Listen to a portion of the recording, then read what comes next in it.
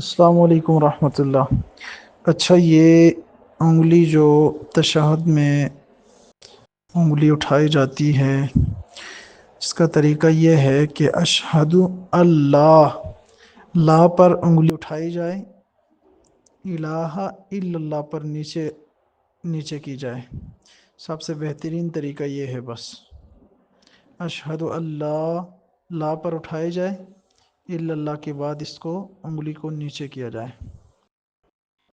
روزے کا فدیہ ماں اپنی بیٹی کو نہیں دے سکتی جو اپنے اصول یعنی باپ، دادا، پردادا، فرو یعنی اپنی اولاد، پوتے پوتیاں، نواسے نواسیاں، ان کو دینا درست نہیں ہے۔ ہاں، اپنے داماد کو دے سکتے ہیں اگر فدیہ ہے یا فطرانہ ہے یا زکوٰۃ ہے۔ اگر داماد زکوٰۃ کا مستحق ہے تو اس صورت میں ان کو دے سکتے ہیں۔ یاد رکھیں، جو لوگ زکوٰۃ کے مستحق ہوتے ہیں ان کو فطرانہ بھی دے سکتے ہیں، یعنی داماد اگر زکوٰۃ کا مستحق ہے تو پھر اس کو فطرانہ یا فدیہ بھی دے سکتے ہیں، لیکن بیٹی کو نہیں دے سکتے۔ یہ بات یاد رکھیں کہ اگر قرات کے دوران تغیر فاحش ہو جائے، مثال کے طور پر اصحاب المیمنہ ہے یعنی دائیں ہاتھ والے، اس کی جگہ پر اصحاب المشأمہ پڑھ لے یعنی جہنم والے، بائیں ہاتھ والے، تو اس صورت میں تغیر فاحش لازم آتا ہے۔ یعنی ظاہری بات ہے، جنت والوں کو جہنم والوں کی جگہ پہ رکھ دیا، اور جہنم والوں کو جنت والوں کی جگہ پہ رکھ دیا۔ تو اس صورت میں اگر اس نے اسی رکعت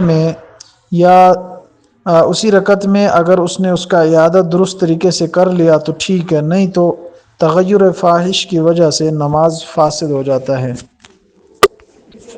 واللہ اعلم بالصواب۔ السلام علیکم ورحمۃ اللہ وبرکاتہ۔ اگر کوئی شخص روزے کی حالت میں یعنی دن کے وقت روزہ بند کرنے کے بعد دن کے وقت بیوی سے ہم بستری کرتا ہے یا اپنے آپ کو ہاتھ سے ضائع کرتا ہے یا کسی بھی طریقے سے شہوت کے ساتھ منی خارج ہو جاتی ہے، یہ خود کرتا ہے قصدن، تو اس صورت میں اس کا روزہ فاسد ہو جاتا ہے اور اس آدمی پر کفارہ یعنی مسلسل 2 مہینے مسلسل لگاتار روزے رکھنے ضروری واجب ہو جاتے ہیں۔ اور اگر قصدن نہیں کرتا بلکہ دن کو سوتے ہوئے احتلام ہو جائے تو اس صورت میں روزے پر کوئی فرق نہیں پڑتا، اٹھ کر غسل کرے گا اور اسی طرح روزہ برقرار رہے گا۔ اور قصدن کرنے کی صورت میں کفارہ لازم ہوگا، لیکن دن کو پھر کوئی چیز کھانی پینی نہیں ہے بلکہ روزہ داروں کی طرح شام تک پھر بھی روزے میں رہنا ہے، لیکن کفارہ اس پر لازم ہوگی۔ واللہ اعلم بالصواب۔